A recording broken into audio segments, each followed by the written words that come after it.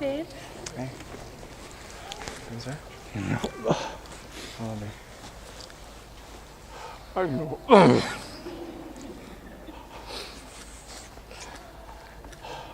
I know you'll take care of Lexi. I will. And I know you'll take care of Dean. You guys love each other. And if you ever need us, we'll be there. Thank you. We love you too. Thank you. Nice job.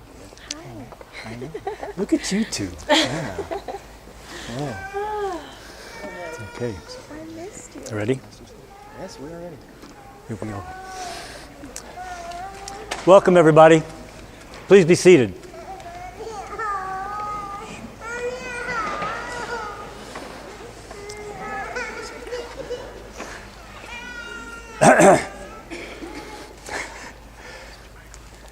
Dearly beloved, we are gathered here today to join this man and this woman in holy matrimony. On behalf of Danny and Lexi, welcome. They are blessed to be surrounded by their family and friends today. Let's see how they're doing. How you doing? All right. Yeah, feeling okay? Yeah. Yeah, pretty excited? Yeah, You look great. Thank you. Yeah, and look at you. You really look good. Thanks. Yeah, welcome. You you feel excited? Yeah. Okay. Well, let's give a big hand to the couple. Let's go right now.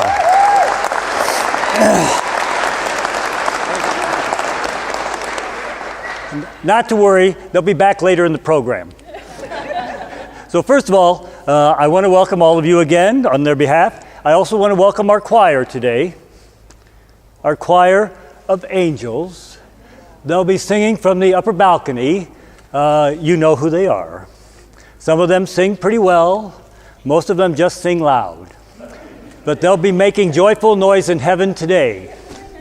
And so let's just take a moment to ourselves to remember them and to welcome their presence among us today.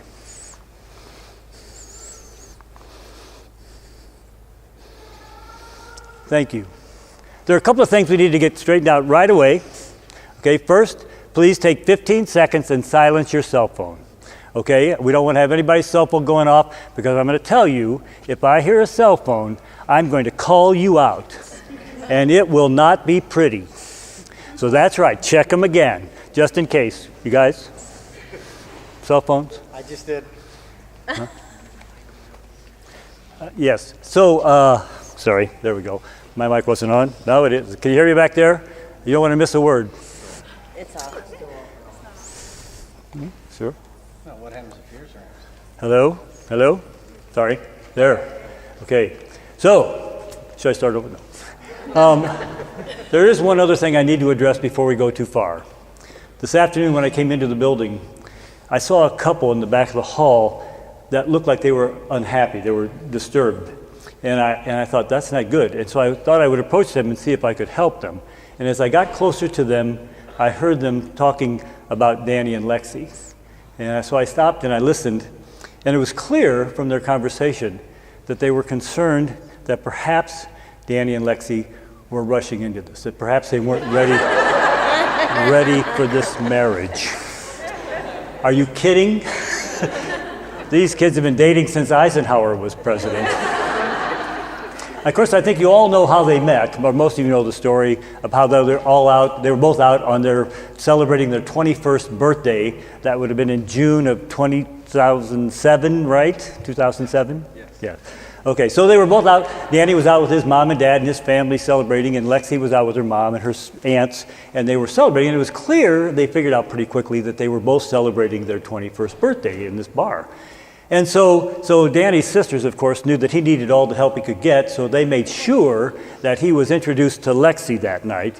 And it didn't take long for the two of them to hit it off. And it became clear that while the two families were over here talking and chatting, Danny and Lexi had gone out behind the bar and were making out in the alley behind the bar. Didn't know that, did you? No. Yeah, it's true.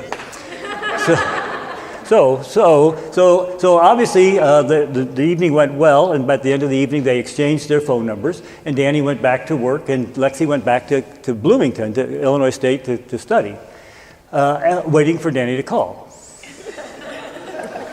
And waiting for Danny to call. And waiting for Danny to call. Well, what unbeknownst to Lexi, though, that Danny had inadvertently washed his phone with his laundry and had lost Lexi's number. So fast forward ahead to Thanksgiving. Lexi's getting together with her family. They're talking about, and the aunts are saying, whatever happened to Danny St. Louis, which is what they called him. And Lexi said, good question. And so she decided to take matters into her own hand, and she decided to text Danny and see what's going on. And so she did. And Danny responded 6 months later. So he responded. So Lexi is at home, and she gets this text, and she sees it's from Danny St. Louis. And she's going, oh. And he writes, what's up? What's up? So she decides to call Danny. And what happens was they spoke to each other for hours that night. So long, in fact, that Danny's phone went dead. But it launched a relationship that is now culminating in a marriage today. So they dated long distance. Then after a while, Lexi decided to transfer to UMSL, go to school there. They did that for several years. Then they decided to cohabitate. They did that for several years. And then they decided to buy a house. And after a couple years. But then they made a life-changing decision, a life commitment decision. They got a dog. What relationship can be broken up when you have a dog? Because you don't know who's going to get the dog, so you stay together knowing that. That was 5 years ago, okay? So the truth is, they named the dog Zuko. Now, I didn't get that, but Lexi explained to me that it was named after the role that John Travolta played in the movie Grease, who was Danny Zuko, her favorite movie. And she said that, so now she had her Danny Zuko. And we'll just leave that there. We'll just leave that there. But that was 5 years ago, okay? So this wedding has been 10 years in the making. Okay, so I think they've got it made. So Danny, you can stop worrying about whether they're going to be ready for marriage or not. I think they've got it figured out now. Yes. So here we go. Oh, I wanted to let you know that is in fact their story, and most of that was true. So let's get down to business now because we have magic to do. Yes, we do. Now my turn. Yes. Yeah, good idea. That's great. So to begin, this is going to be the marriage portion of our program today, and Danny and Lexi have chosen a scripture reading that I think sets the tone for our ceremony today. It's a letter that Paul wrote to the Corinthians. I'm sure it's one that you're all familiar with, that Paul did write to the Corinthians, not to be confused with the Kardashians. Paul never wrote to the Kardashians, although perhaps he should have. Many may not know that Paul, as a young man, was a mercenary. He persecuted Christians, and he did that until one day when Christ appeared to him in a vision and dramatically changed his life, converted him, and Paul became then a missionary for Jesus. And he traveled to Syria, to Turkey, to Greece, to Rome, even to Spain, spreading the teachings of Jesus Christ. And on one of those trips, he stopped on the island of Corinth in southern Greece. And he stayed there for 1.5 years. And during that time, he made his living as a tent maker, but he also gathered a community of Christians and established a church there. And after 1.5 years, he left Corinth and he went to Ephesia, a city on the coast of Turkey. And he stayed there for 2 years, again establishing a large Christian community. And while he was there, he was visited by a small group of Corinthians who came to him with a long list of questions about their newfound faith. And so it was Paul's response to these questions that, of course, was the topic of the letter that he had written to the Corinthians. And among that long list of questions that the Corinthians had for Paul was this. They said, "Teacher, what makes a marriage holy?" And in a word, Paul said, "Love." This is what he wrote. "If I speak with the eloquence of men or angels, but speak without love, I'm a banging gong or a clashing cymbal. If I have the gift of prophecy and understand all the mysteries of the world, or if I have faith strong enough to move mountains, but do not have love, I am nothing. He wrote, love is always patient and kind. It's never jealous. It's never conceited. It's never selfish or rude. Love never is resentful. But love is always ready to excuse, to trust, to hope, and to endure whatever comes. Love never fails. Love triumphs. I think what Paul is trying to say to us, what Paul is trying to say to you, is that there will be difficulties in your marriage. There are difficulties in marriage. But when you face those difficulties, step back, stop, and remember this day. Remember this moment and how much you love each other. And if you do, and if you let it, love will not fail. Love will triumph. Love will not fail. Love will triumph if we let it.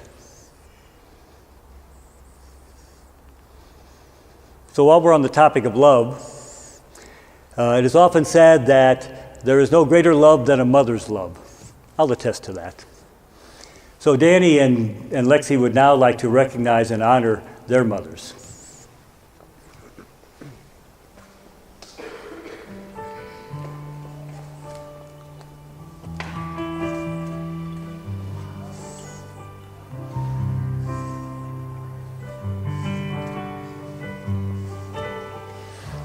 Lexi's mother, Lori Peters.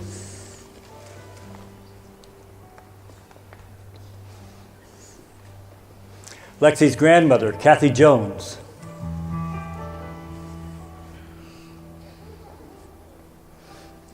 Lexi's stepmother, Brenda Peters.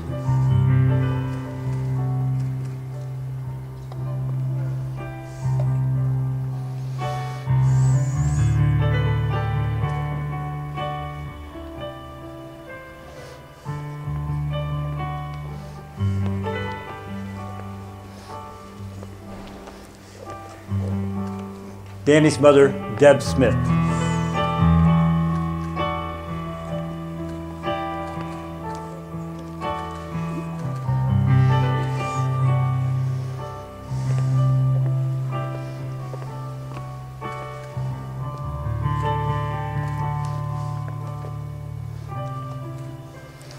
So now it's time for Danny and Lexi to exchange their vows. But before we do that, I would like to ask their parents to please rise.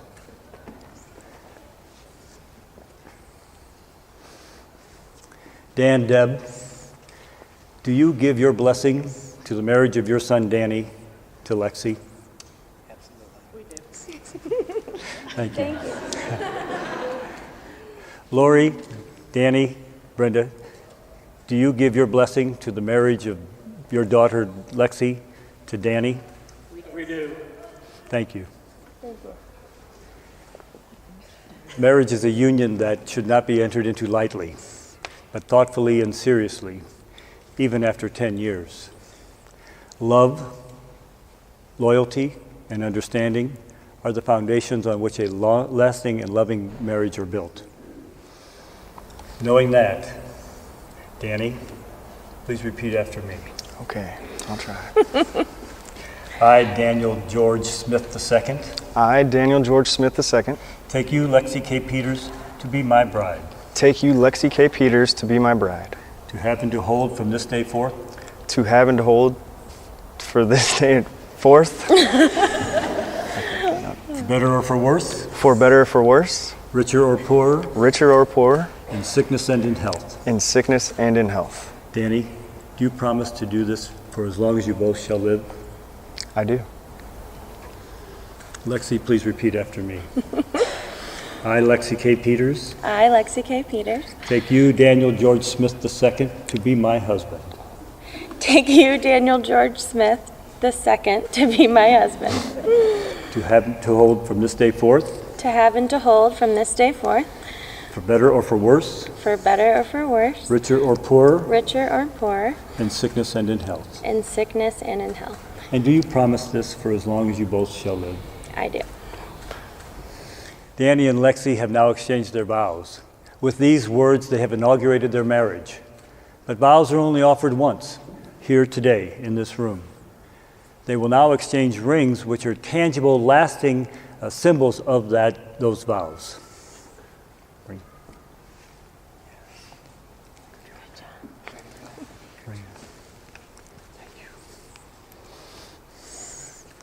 These rings are unbroken circles. They represent the unending love and promises that these two have just expressed. Lexi and Danny, throughout your life, as you gaze upon these rings, be reminded of this moment and of the love that you have just expressed. Danny, would you please take this ring, place it on Lexi's finger, and repeat after me? Lexi, I give you this ring as a symbol of my love. Lexi, I give you this ring as a symbol of my love. And I pledge my love today, tomorrow, always and forever. And I pledge my love today, tomorrow, always and forever. Lexi, would you take this ring, please? I don't know what I'm doing. You got it. Nice. Would you take this ring, please, and place it on Danny's finger and repeat after me? Danny, I give you this ring as a symbol of my love. Danny, I give you this ring as a symbol of my love. And I pledge my love today, tomorrow, always, and forever. And I pledge my love today, tomorrow, always, and forever.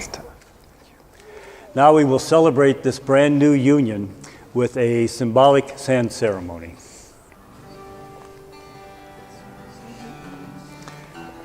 Lexi and Danny each have a vial with different colored sand. Their vial represents their individuality, the strengths and needs that each bring to the wedding, to their marriage. They will simultaneously pour the sand into the hourglass, representing the symbol, the blending of their lives together as husband and wife. But the blending of the sand does not mean that they will forsake their own identities. Rather, they are the combination of their gifts and talents to form a union that is stronger and greater than their individual characters. Not only does the blending of the sand represent the blending of their lives together, but the blending of their families as well. And just as the sand cannot be separated, neither shall their marriage nor their family be divided.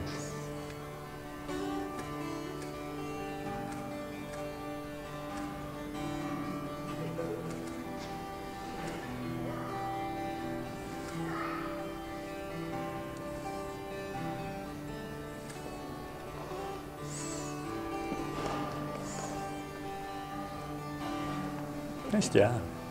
Way to go. Very well done. Yeah. Yeah, you did good. Well, Danny and Lexi, we have gathered today. We have witnessed you as you have exchanged your vows. We've seen you give each other rings representing your love. And now the union ceremony where you blend your families and your lives together. So, with the blessing and great wishes of your family and friends who are gathered here today and elsewhere, and with the authority vested in me by the state of Missouri, I now pronounce you husband and wife. Kiss!